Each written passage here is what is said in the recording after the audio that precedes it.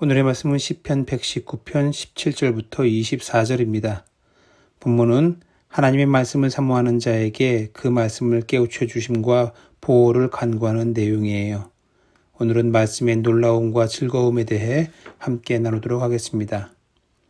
시인은 오늘 본문에서 하나님 앞에 이런 간구를 하고 있습니다. 18절에 내 눈을 열어서 주의 율법에서 놀라운 것을 보게 하소서라고요.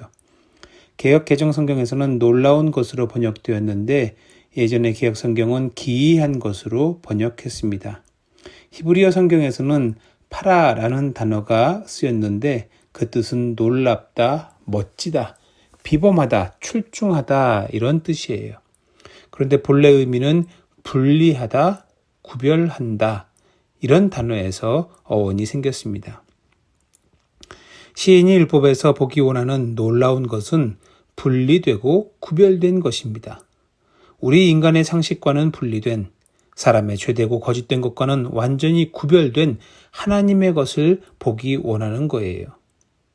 여러분들이 성경을 읽으면서 놀라게 되는 때는 언제입니까? 어떤 말씀을 읽을 때 깜짝 놀라게 되던가요?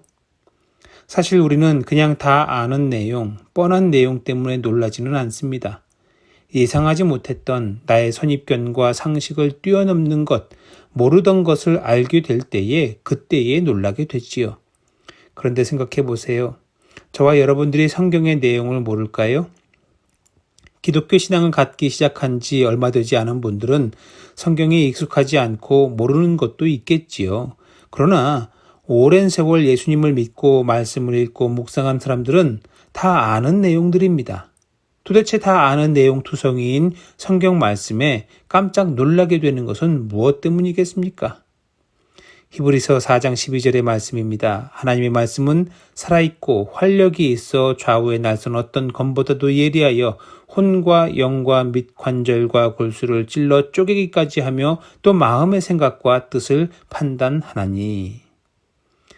말씀이 놀라운 것은 기록된 말씀이 문자 안에 갇혀있는 말씀이 아니라 살아 활력이 있고 그 말씀이 우리의 마음과 생각과 뜻을 판단하고 나의 혼과 영과 몸을 변화시키기 때문입니다. 그때에 우리는 놀라게 되는 거예요. 도대체 기록된 책이 말씀의 기록뿐인데 어떻게 이렇게 할 수 있을까요? 이 책, 성경책이 다른 책들 베스트셀러와 다른 구별되어 놀라운 점이 바로 이것입니다. 살아있다는 것. 그러므로 주의 말씀, 주의 율법에서 놀라운 것을 보고자 한다면 글자 뒤를 볼 수 있어야 합니다. 글자 너머에 나 개인에게 주시는 말씀을 큐티를 통해 확인하고 실제 삶에서 그 말씀이 이루어지는 것을 보면 우리는 놀라지 않을 수가 없는 거예요. 말씀이 내 삶에서 이루어지고 역사하시고 개입하실 뿐만 아니라 지도하신다는 것을 경험하면서 살아가면 그것이야말로 삶의 즐거움이 되고 기쁨이 되는 거고요. 24절에 이렇게 얘기합니다. 주의 증거들은 나의 즐거움이요 나의 충고자니이다. 이 즐거움을 즐기길, 만끽하길 원한다면 그 방법은 하나밖에 없습니다. 말씀을 들어 읽는 거예요. 성경책을 즐거이 읽는 것 외에 아무것도 없는 것입니다. 성경 읽기는 아무리 강조해도 지나침이 없는 매우 중요한 신앙행위예요. 성경을 읽지 않고는 믿음이 자랄 수 없고 성경을 읽지 않고는 건강한 믿음을 가질 수 없습니다. 성경을 읽지 않고서는 체험적인 신앙이 될 수 없고 성경을 읽지 않고서는 하나님을 알 수 없는 거예요. 올해 아직 충분히 성경 일독을 할 수 있는 시간이 남아 있습니다.